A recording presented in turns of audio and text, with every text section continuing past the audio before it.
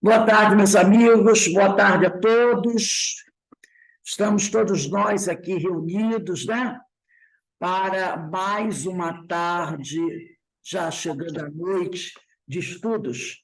Hoje são 10 de julho de 2023, às 5h30 da tarde, nós iniciamos o estudo dessa obra, Devação Invisível de Ivone do Amaral Pereira. E nós estamos aqui estudando o capítulo que trata dos romances mediúnicos. Já estamos avançados nesse capítulo, né? Um pouco avançados nesse capítulo. Mas antes de iniciarmos, vamos agradecer a Deus, a Jesus, a oportunidade que Ele nos concede de estarmos reunidos aqui com uma grande família para estudarmos esses temas tão importantes que nos ajudarão na nossa caminhada.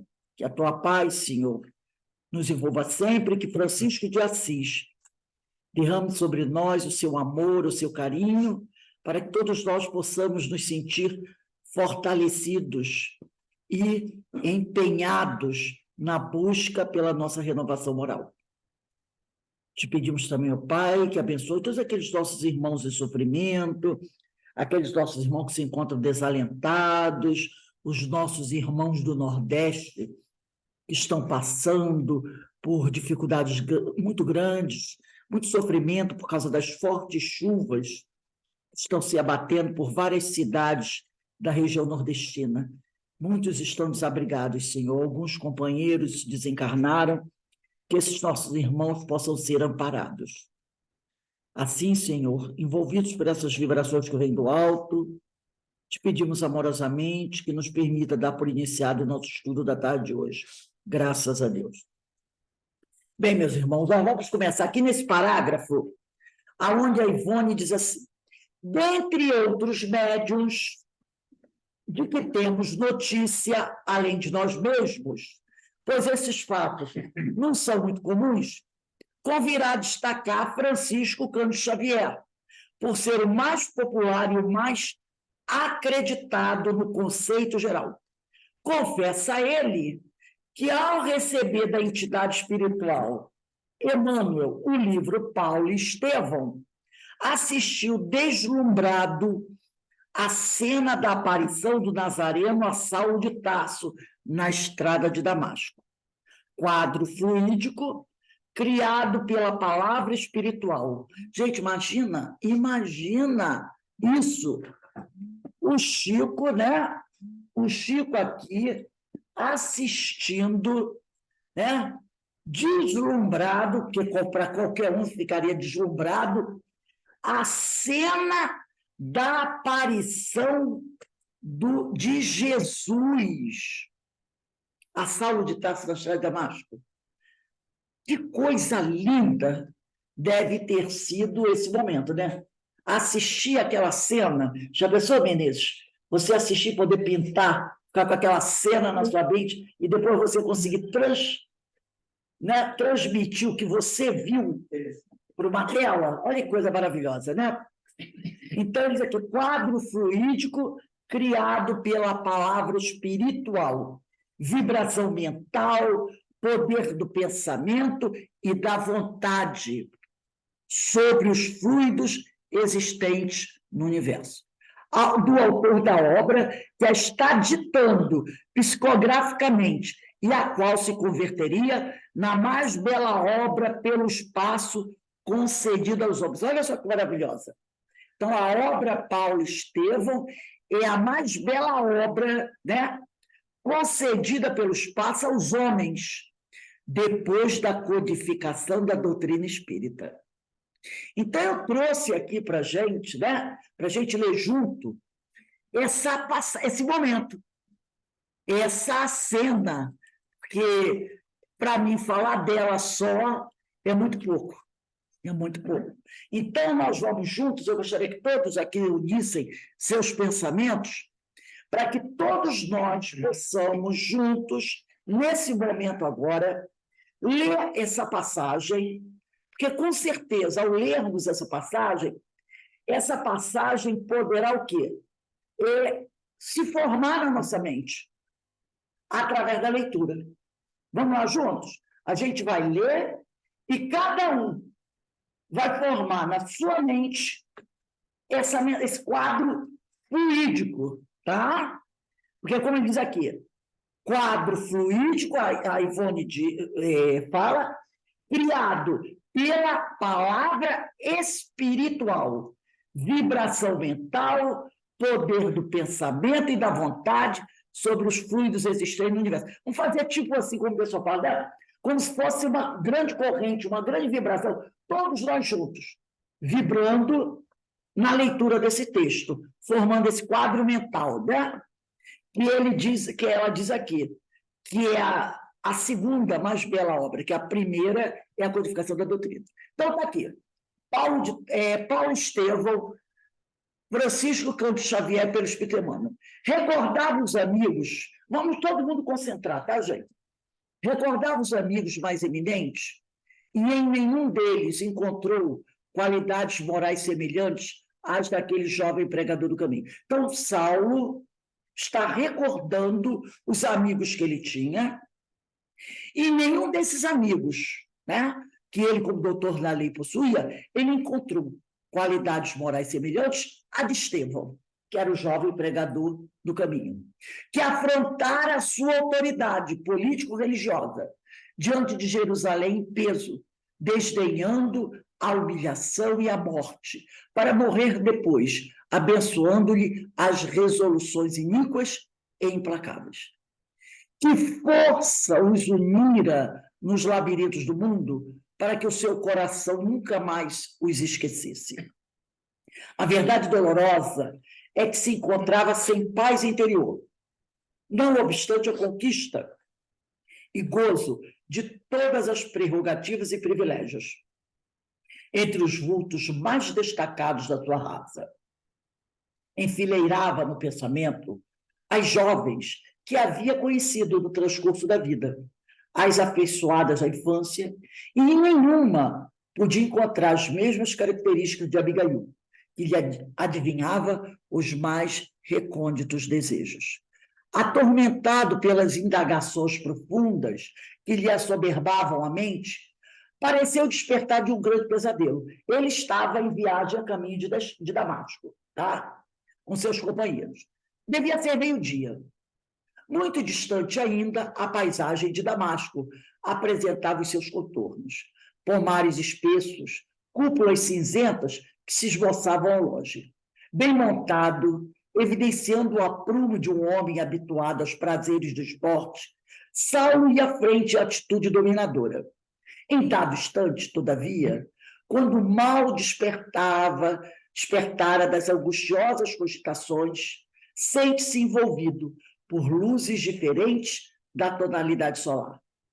Tem a impressão de que o ar se fende como uma cortina, sob pressão invisível e poderosa. Intimamente considera-se presa de inesperada vertigem após o esforço mental, persistente e doloroso. Quer voltar-se, pedir socorro aos companheiros, mas não os vê, apesar da possibilidade de suplicar o auxílio. Jacobe, Demétrio, socorro-me! Grita desesperadamente. Mas a confusão dos sentidos lhe tira a noção de equilíbrio e tomba do animal ao desamparo sobre a areia ardente. A visão, no entanto, parece dilatar-se ao infinito. Outra luz lhe banha os olhos deslumbrados, e no caminho que a atmosfera rasgada lhe desvenda, vê surgir a figura de um homem de majestática beleza, dando-lhe a impressão de que descia do céu ao seu encontro. Sua túnica era feita de pontos luminosos. Os cabelos tocavam nos ombros a Nazarena. Os olhos magnéticos, emanados de simpatia e de amor, iluminando a fisionomia grave e terna, onde pairava uma divina tristeza. O doutor de Tarso contemplava-o com espanto profundo, e foi quando, numa inflexão de voz inesquecível, o desconhecido se fez ouvir. Saulo, Saulo, por que me persegues? O moço tarcense não sabia que estava instintivamente de joelhos. Sem poder definir o que se passava, comprimiu o coração numa atitude desesperada. Incoercível sentimento de veneração apossou-se inteiramente dele. Que significava aquilo? De quem o vulto divino que entrevia no painel do firmamento aberto e cuja presença lhe inundava o coração precípite de emoções desconhecidas? Enquanto os companheiros cercavam o jovem genuflexo, sem nada ouvirem nem verem, não obstante haverem percebido, a princípio, uma grande luz no alto, Saulo interrogava em voz trêmula e receosa: quem sois vós, Senhor? Aureolado de uma luz balsâmica e num tom de inconcebível doçura, o Senhor respondeu: eu sou Jesus. Então viu-se o orgulhoso e inflexível doutor da lei curvar-se para o solo, em pranto convulsivo. Dir-se-ia que o apaixonado rabino de Jerusalém fora ferido de morte, experimentando no momento a derrocada de todos os princípios que lhe conformaram o espírito e o nortearam até então na vida. Diante dos olhos tinha agora, e assim, aquele Cristo magnânimo e incompreendido. Os pregadores do caminho não estavam iludidos. A palavra de Estevão era a verdade pura. A crença de Abigail era a senda real. Aquele era o Messias. A história maravilhosa da sua ressurreição não era um recurso lendário para fortificar as energias do povo. Sim, ele, Saulo, via-o ali no esplendor de suas glórias divinas. E que amor! Deixa eu voltar aqui, que subiu um pouquinho. Ai, meu Deus, espera aí. Ele foi longe. Está no céu. Espera aí, um instantinho. E que amor deveria animar-lhe o coração cheio de angústia, de augusta misericórdia, para vir encontrá-lo nas estradas desertas, a ele, Saulo, se arvorara em perseguidor implacável dos discípulos mais fiéis. Na expressão de sinceridade da sua alma ardente, considerou tudo isso na fugacidade de um minuto. Experimentou invencível vergonha do seu passado cruel. Uma torrente de lágrimas impetuosas lavava-lhe o coração. Quis falar, penitenciar-se, clamar suas infindas desilusões, protestar fidelidade e dedicação ao Messias de Nazaré. Mas a contrição sincera do espírito arrependido e dilacerado embargava-lhe a voz. Foi quando notou que Jesus se aproximava e, contemplando carinhosamente, o mestre tocou-lhe os ombros, com ternura, dizendo com inflexão paternal: não recalcitre contra os aguilhões. Saulo compreendeu. Desde o primeiro encontro com Estevão, forças profundas o compeliam a cada momento, em qualquer parte, à meditação dos novos ensinamentos. O Cristo chamara-o por todos os meios e de todos os modos, sem que pudessem entender a grandeza divina daquele instante. Os companheiros de viagem viram-no chorar mais copiosamente. Um moço de Tarso soluçava. Ante a expressão doce e persuasiva do Messias Nazareno, considerava o tempo perdido em caminhos escabrosos e ingratos. Doravante, necessitava reformar o patrimônio dos pensamentos mais íntimos. A visão de Jesus ressuscitado aos seus olhos mortais renovava-lhe integralmente as concepções religiosas. Certo, o Salvador apiedara-se do seu coração leal e sincero, consagrado ao serviço da lei, e descera da sua glória, estendendo-lhe as mãos divinas. Ele, Saulo, era a ovelha perdida no resvaladouro das teorias escaldantes e destruidoras. Jesus era o pastor amigo que se dignava a fechar os olhos para os pinheiros ingratos, a fim de salvá-lo carinhosamente. Num ápice, o jovem rabino considerou a extensão daquele gesto de amor. As lágrimas brotaram-lhe do coração amargurado, como a linfa pura de uma fonte desconhecida. Ali mesmo, no santuário augusto do Espírito, fez o protesto de entregar-se a Jesus para sempre. Recordou de súbito as provações rígidas e dolorosas. A ideia de um lar morrera com Abigail. Sentia-se só e acabrunhado. Doravante, porém, entregar-se-ia ao Cristo como simples escravo de seu amor. E tudo envidaria para provar-lhe que sabia compreender o seu sacrifício, amparando-o na senda escura das iniquidades humanas, naquele instante decisivo do seu destino. banhado em pranto, como nunca lhe acontecera na vida, fez ali mesmo, sob o olhar assombrado dos companheiros e ao calor escaldante do meio-dia, a sua primeira profissão de fé. Senhor, que quereis que eu faça? Aquela alma resoluta, mesmo no transe de uma capitulação incondicional, humilhada e ferida em seus princípios mais estimáveis, dava mostras de sua nobreza e lealdade. Encontrando a revelação maior, em face do amor que Jesus lhe demonstrava solícito, Saulo de Tarso não escolhe tarefas para servi-lo. Na renovação de seus esforços de homem, entregando-se de alma e corpo, como se fora íntimo servo, interroga com humildade o que desejava o mestre da sua cooperação. Foi aí que Jesus, contemplando mais amorosamente, dando-lhe a entender a necessidade de os homens se harmonizarem no trabalho comum da edificação de todos, no amor universal, em nome esclareceu generosamente: levanta-te, Saulo, entra na cidade, e lá te será dito o que te convém fazer. Então, quando Ivone traz aqui, né, essa cena, e ela diz que seria, vamos dizer, uma das mais belas obras concedidas aos homens depois da codificação da doutrina, ela fala que Chico assistiu essa cena, né, enquanto psicografava.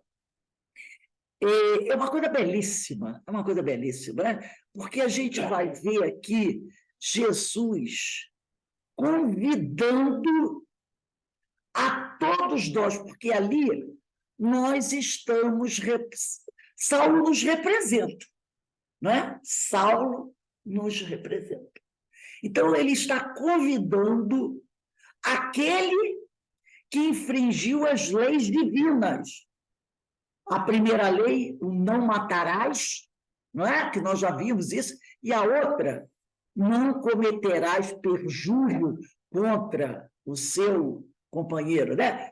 E lembra, quando nós estudamos um livro, eu acho que foi Tramas do Destino de Valdo, quando um espírito das trevas, ele fala assim, que eles iam fazer uma campanha, né, trazendo uma série de novidades, né, baseadas em Buda, sobre como atrair os homens para o lado deles. Então, eles dizem, eles selecionam 4 ou 5 itens. E ele diz o seguinte, que aqueles itens seriam os itens aonde o homem iria cair. Então, ele disse assim, se o homem escapar de um, cai pelo outro. Se ele escapar de 3, cai no 4 ou no 5º. E aí nós avaliamos que Saulo, né? Saulo caiu por 2. Um foi o orgulho, o narcisismo que ele tinha, né? Que ele queria ser um grande doutor da lei, e outro foi o poder, né? E também porque ele foi contra as leis divinas. Dentre os 10 mandamentos, pelo menos 2 ali ele infringiu, que foi o não matareis, e ele mandou matar, e quem manda matar é como se estivesse matando, e ele caluniou, cometeu perjúrio, né? E agora Jesus encontra esse homem, que era, na época, um dos maiores, ou talvez o maior, perseguidor dos seguidores de Jesus. Muito mais que César, porque César estava pouco ligando para os hebreus. Eles vão passar a buscar os hebreus por causa dos doutores da lei, né? Mas não estavam dando muita bola. Então, para ele era, no momento, o grande cavaleiro do Apocalipse, um grande perseguidor dos homens do caminho. Não é? Então, ele mandou lapidar Estevão.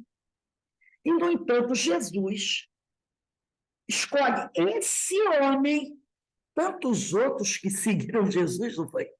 Tantos outros. Teve os 12, depois teve lá no Evangelho que fala dos 70, depois fala dos 300. E ele foi escolher esse homem para ser o seu vaso escolhido. para ser o apóstolo dos gentios. E ele vira-se para Saulo e diz: Saulo, Saulo, por que me persegues? Quer dizer, por que você não cumpre com o que está na lei? Lei que eu vim, e nós já estudamos isso, não destruir, mas fazer ser cumprida. E você é um doutor da lei que conhece a danada da lei. E esse homem que ele veio. Então, é um chamado para todos nós. E aí, o que o Paulo faz? Paulo reflete e percebe o seguinte, que eu estou trabalhando, até aquele momento, contra a lei de Deus que ele defendia. Era uma incoerência, né? E que ele, na verdade, aquele mestre é o que estava com a verdade. E era esse mestre que ele tinha que seguir. Então, ele se vê ali humilhado, envergonhado. Então, na realidade, Saulo ali representa todos nós, que ainda insistimos em agir, em pensar, em trabalhar, contrário à lei que nós já conhecemos. E se a gente não conhecesse a lei, tudo bem. Não é? Eu sou ignorante, eu não conheço a lei. Nunca li nada sobre isso. Eu estou agindo por desconhecimento. Mas nós já conhecemos a lei. E mesmo assim, nós agimos contra a lei. Então, quando Jesus diz, Saulo, Saulo, tu me persegue, ele está perguntando para cada um de nós. Por que, Denise, você me persegue? Por que, Rose, você me persegue? Por que, Beto, você me persegue? Por que, Beleza, você me persegue? Por que, Ana Constantino, você me persegue? É isso que ele está falando. Por que você ainda age contrário ao que a lei do Senhor ensina? Você não vê que isso vai fazer com que você continue sofrendo amargamente? É isso que ele está dizendo. Ele está dizendo. Esse chamado que ele está fazendo é a estrada de Damasco de todos nós. Por isso que eu fiz questão de ler isso. Porque quando ela diz aqui, né? Essa cena da aparição do Nazareno como ela diz aqui, é um quadro fluídico criado pela palavra espiritual, vibração mental, poder do pensamento e da vontade sobre os fluidos existentes do universo. É mais uma chamada, talvez a chamada mais contundente que o Cristo está fazendo para cada um de nós, se nós soubermos analisar essa cena da Estrada de Damasco. É a nossa Estrada de Damasco. É o Cristo dizendo, por que você me persegue? Não é perseguir o Cristo em si, porque ele está muito pouco preocupado se eu estou perseguindo ele. Mas perseguir ao Cristo é agir contra mim, que já conheço a lei. Já sei como devo agir e não ajo. Aí Paulo diz, né, em outro momento, por que eu ainda faço o que não quero e não faço o que quero? Se eu já conheço a lei, por que eu continuo perseguindo Cristo? E ao perseguir o Cristo, agindo contra a lei dele como uma criança birrenta, eu estou atrapalhando o meu processo evolutivo e me mantendo na retaguarda.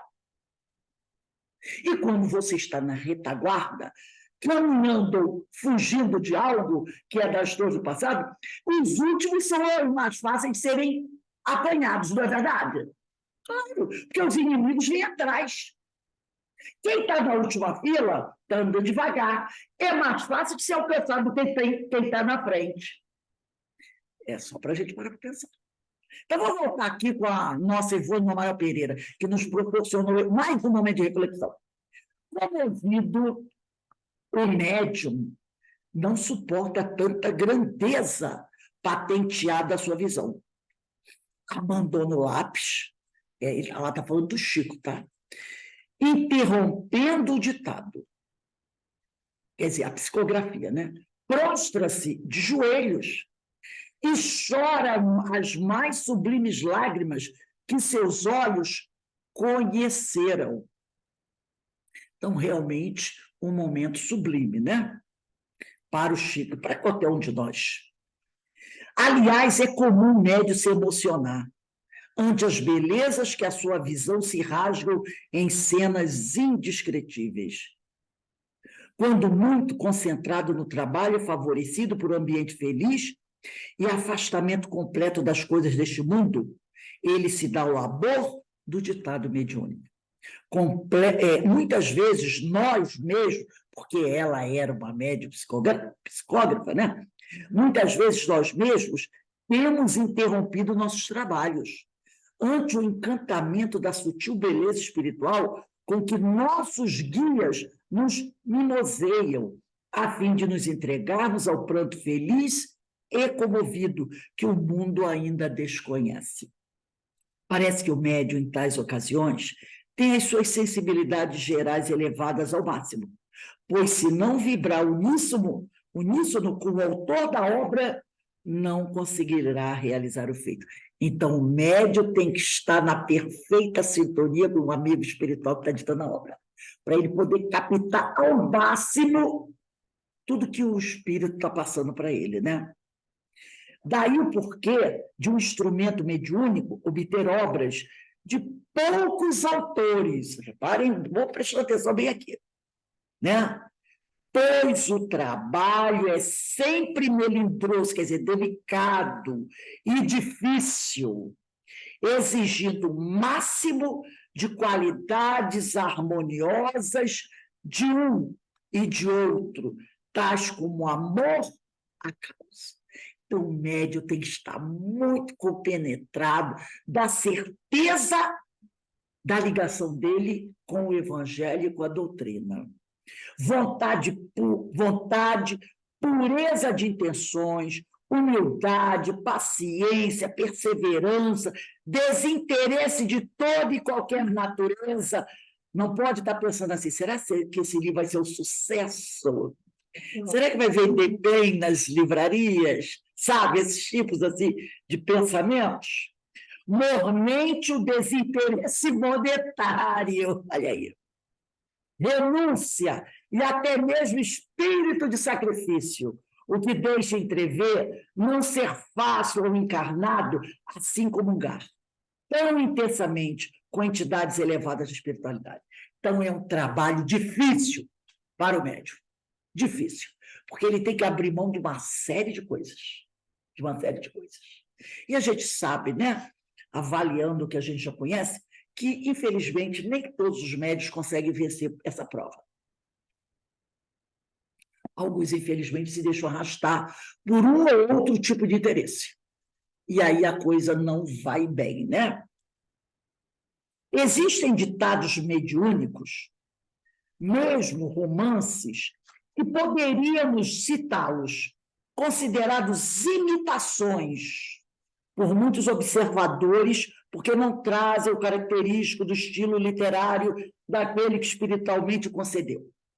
No entanto, sabemos que a obra realmente é daquele cujo nome figura no volume. O que se passa é que transmitir o estilo integral é uma tortura para certos médiuns, com um trabalho exaustivo para o autor. Razão porque nem sempre este obrigará seus medianeiros ao penoso labor, visto o intento de uma obra espírita ser a sua finalidade moral, educativa, doutrinária, e não propriamente a simples realização literária. Então, alguns médios não conseguem transmitir o estilo literário do autor, a forma como ele escrevia, o estilo dele. E para o espírito, às vezes, é difícil passar aquele estilo para o médium, porque o médium, às vezes, não é dado aquele tipo de coisa, porque tem um escritor romântico, né? Nós tivemos o romantismo, tivemos o naturalismo, né? Estilos diferentes, o romantismo e o naturalismo.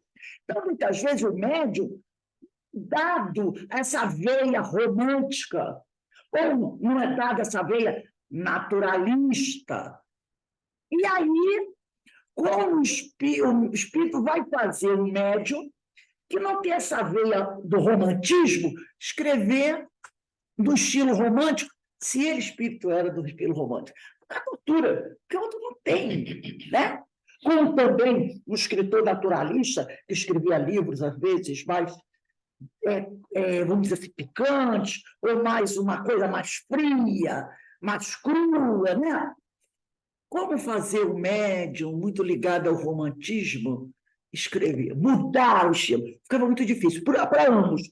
Mas ele diz aqui, na realidade, isso não é tão importante. Porque o objetivo de uma obra espírita, né, é a finalidade moral, educativa, doutrinária. Então, não propriamente a simples realização literária.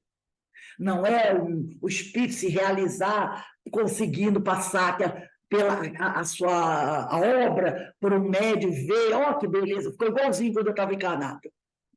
Não é esse o objetivo.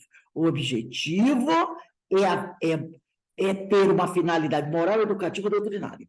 Esse é o grande objetivo, tá? De outras vezes, também, outra dificuldade, porque o médium não apresente os recursos necessários.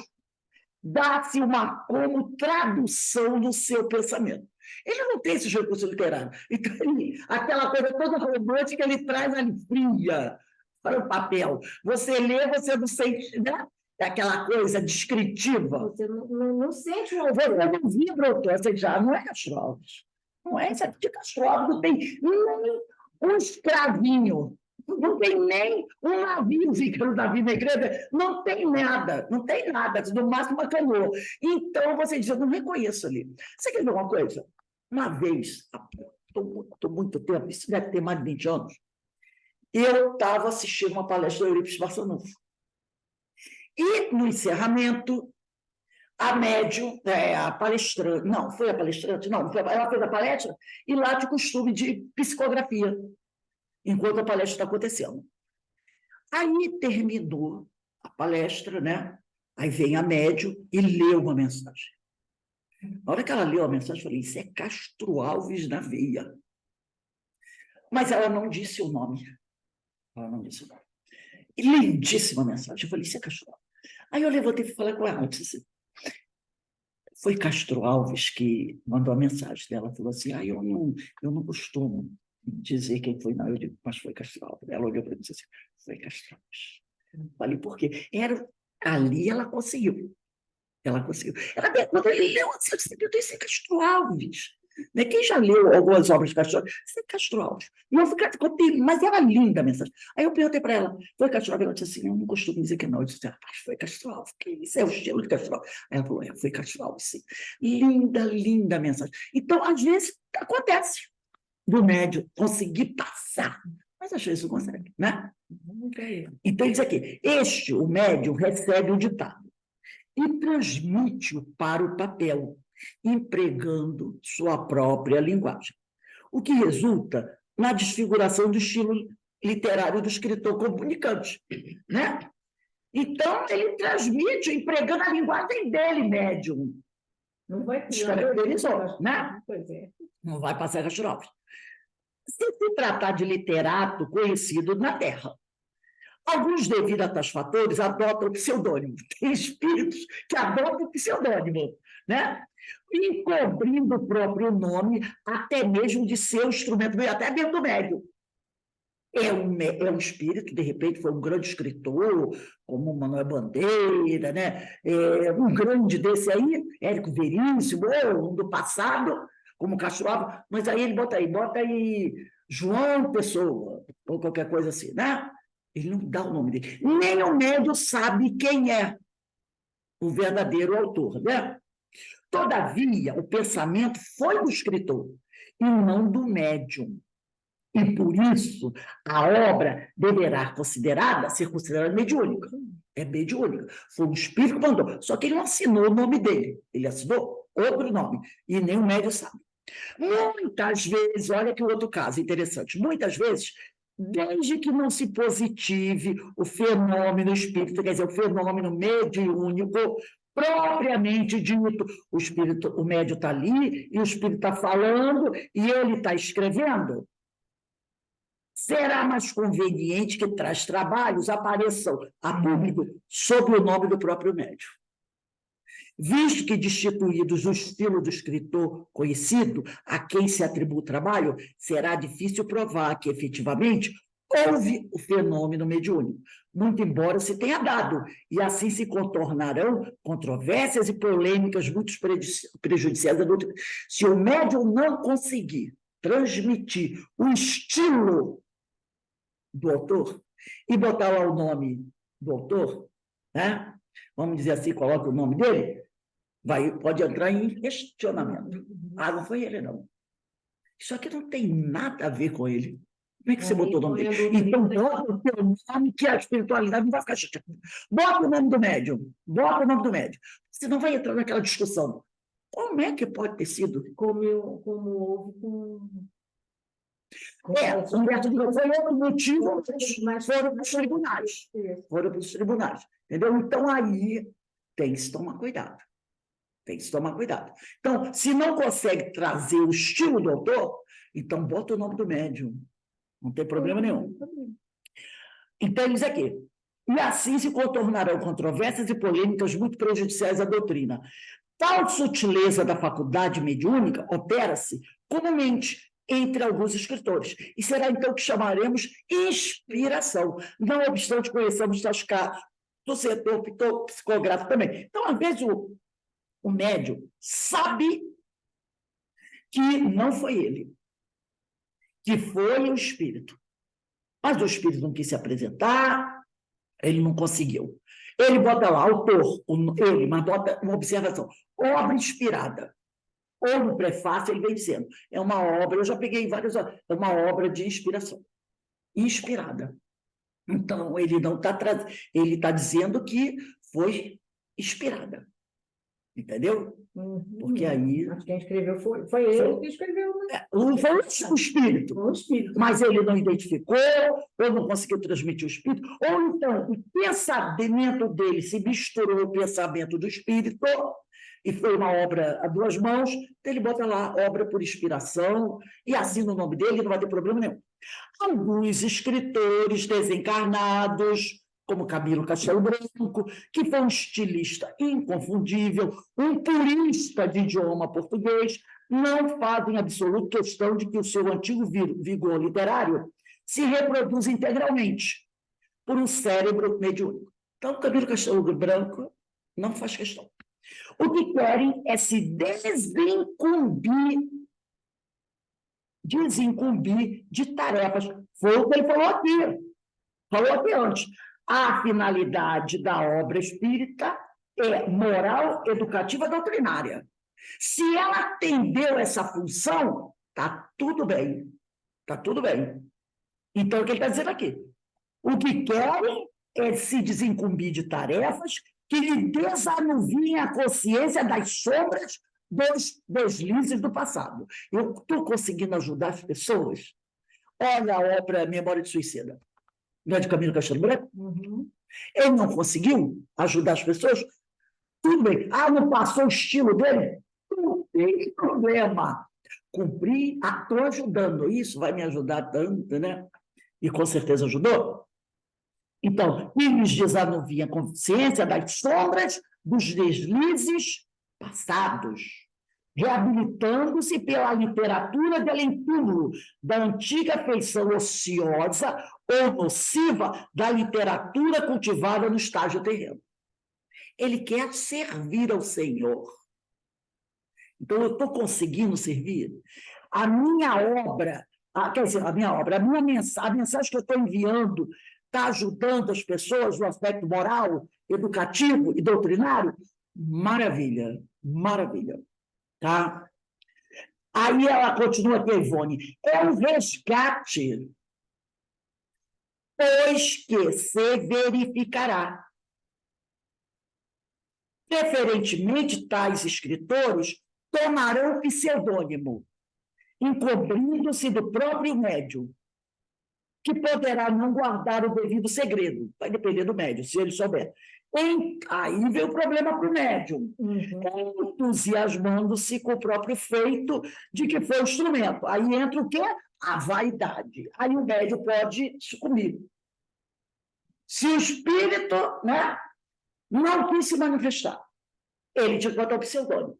Mas ele sabe quem é e diz assim: ó, estou psicografando o Camilo Castelo Branco, estou psicografando fulano e tal. Aí ele está se enchendo de vaidade. Aí o trabalho dele está se perdendo. E ele está se complicando, né? Aí aqui ela vai dizer uma outra coisa interessantíssima. Outros espíritos, isso aqui é muito importante, outros espíritos, como Leon Denis, preferiram não ditar obras mediúnicas, a vê-las desfiguradas do seu estilo pessoal. Leon Denis, toda obra que existe de Leon Denis foi escrita por ele quando estava encarnado. Toda a obra dele. Depois da morte do Invisível, Problema do Seio e do Destino, foi tudo escrito, o Grande Enigma, tudo escrito por ele quando estava encarnado. Ele tem uma ou outra mensagem, mas muito esparsa, que ele mandou através da iPhone, sendo que algumas delas ela perdeu, outras no Leon Denis, mas lá no Leon Denis, ele mesmo já conversando com uma amiga de lá, ela disse que, nossa, é muito raro, muito poucas vezes o Divaldo mandou, né? Tem uma média aqui em Petrópolis que diz que recebe mensagens dele todo dia, mas a gente sabe que são outros problemas aí. Então, muito pouco o Leon Denis mandou de mensagem depois que ele desencarnou. Toda a obra dele foi escrita ele encarnado. Por quê? Preferência do espírito. Como ele sabe que corre o risco dos médios desfigurarem o estilo pessoal dele, ele prefere não mandar. Não mandar. Até porque, né, se a gente analisa friamente, a obra de Leon Denis, que existe, escrita por ele, é para uma encarnação ou mais. Então, realmente, não existe essa emergência agora que a gente está recebendo mensagens do Leon Denis desencarnado, né? A gente não conseguiu nem estudar a obra dele que ele escreveu quando estava encarnado. Nem essa a gente conseguiu estudar. Como é que a gente vai querer que Leon Denis mande mensagem do plano espiritual? Se a gente não conseguiu nem estudar a obra dele que ele escreveu. Então, Leon Denis, ela diz aqui, Vânia da Pará Pereira, outros, como Leon Denis, preferiram não ditar obras mediúnicas, a correr o risco de vê-las desfiguradas no seu estilo pessoal. Preferência dele. O que querem é a prova insofismável do fenômeno espírita. Continuou no além as pesquisas, experiências excitadas da Terra. O mesmo espírito de Joana, diz Ivone de Amaral Pereira, poderá ditar uma obra dando a ver ao médium as cenas, antes ou no momento do ditado. Foi aqui que nós lemos aqui do nosso maravilhoso Francisco Cândido Xavier. E poderá ditar outra ainda pelo mesmo médium, valendo-se tão somente da psicografia. Então, um poderá ditar, fazer o médium ver a cena, outro momento não, é só da psicografia, sem que o intermediário veja coisa alguma, ou pelo menos sem que este se recorde do que viu, pois pode dar-se o fato de ele ter presenciado o drama, posteriormente psicografado, durante o desdobramento e de nada se recordar em vigília. Então, o médium pode ter visto a cena em desdobramento e depois ele psicografa e sem ver mais nada. De outro modo, o fato de recordar será uma disposição particular do aparelho mediúnico. Vimos que João Evangelista, ao despertar do transe em que obteve o Apocalipse, recordou tudo o que vira e ouvira. Ele podia não ter entendido muito do que ele viu, né? Mas ele recordava. Os profetas antigos, do mesmo modo, se recordaram das visões tidas durante os chamados transes oníricos. E aí ela bota aqui notinha, né? Mediunidade pelo sonho, revelações por meio do sonho. A Bíblia está repleta de informações a respeito. São os transos oníricos. e os desdobramentos em corpo astral. Então, há várias formas, né? Tem o médium que ele tem o desdobramento via cena, depois o espírito chega, dita a história para ele, e ele vai escrever na história enriquecida da cena que ele lembra. Há espíritos que fazem desdobramento, você vê a cena, você vê toda a cena. No outro dia, vem um outro espírito e psicografa. Manda para você a história. Mas você já viu a cena. Aí o outro, que não é o mesmo que estava com você durante a visão, ele vem dito em você, como já viu a cena, e coloca. Então, há várias maneiras. Tem espírito que hoje ele faz você ver a cena. E você psicografa vendo a cena. No outro dia, ele, com o mesmo médio, não quero que você veja. Eu vou ditar e você vai escrever. Então, como ela diz aqui, ó, e depende da disposição particular do aparelho mediúnico, que é do médium, né? Então, são várias formas que se tem. Tem gente que vê no desdobramento depois em vigília, não lembra. No caso do João, o João viu e recordou tudo e foi escrevendo de acordo com o entendimento dele. Por isso que ficou complicado, né? Um pouco. Porque... Então, gente, são coisas fantásticas que a Ivone está trazendo para a gente e para que a gente fique sempre atento a tudo isso que acontece, né? Os médios precisam conhecer isso. E, principalmente, gente, o médium precisa estudar o livro dos médios, porque Kardec traz tudo isso aqui no livro dos médios.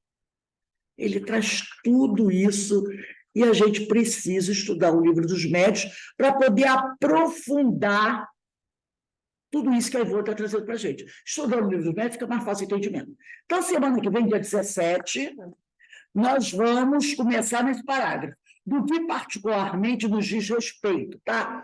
Alguém gostaria de fazer algum comentário, ter algum enriquecimento para trazer, algum exemplo, alguma coisa que vivenciou, que possa trazer para nos ajudar a compreender melhor isso aí que a Ivone nos ensinou aqui sobre isso?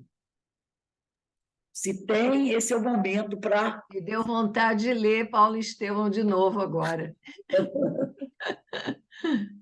É lindo, é belíssimo, né? Ela diz que depois da codificação é a obra mais importante, né? Eu não tinha essa ideia, não. Eu não tinha essa ideia. Foi dado, né? Realmente, quanto mais a gente estuda, mais a gente vai descobrindo, né? Aprofundando e valorizando, como ela está falando aqui. Exatamente. Fala, Vera.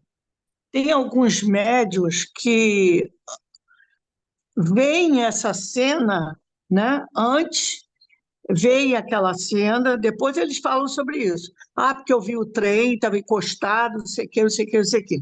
Depois que vê a cena, aí vem a história. Exatamente.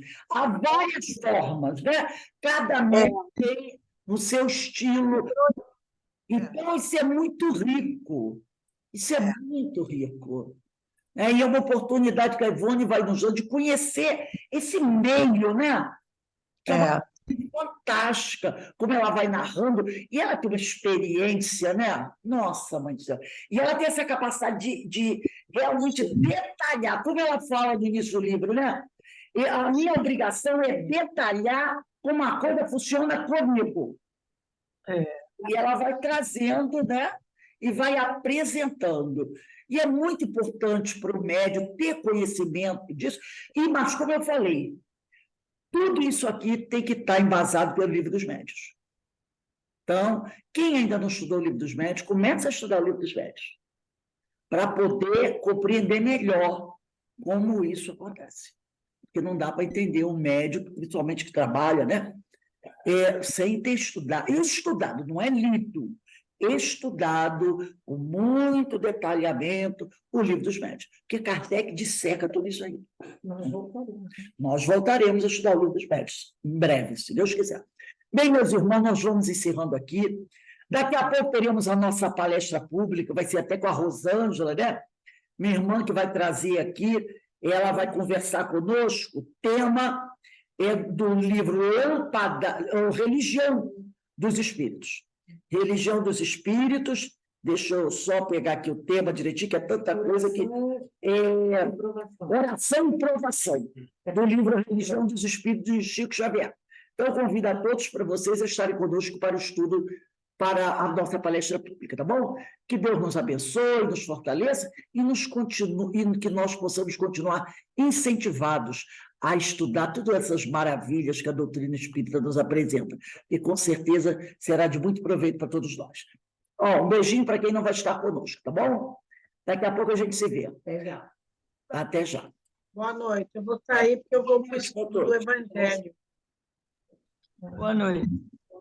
Boa palestra.